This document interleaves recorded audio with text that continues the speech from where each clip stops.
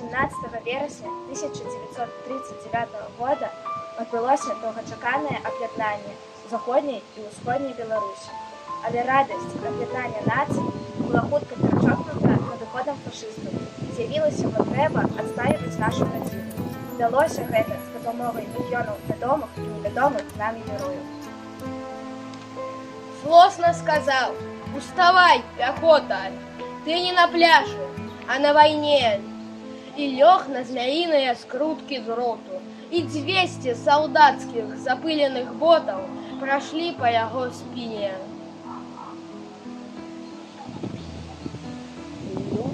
Не он, а другие шли в атаку. Гранаты кидали у блиндажи, кололи фрицев, валили танки. Стяг перамоги снимали ранком на завоеванном рубежи. А ён свои кости з ржавых колючек своими руками без стогну оттер.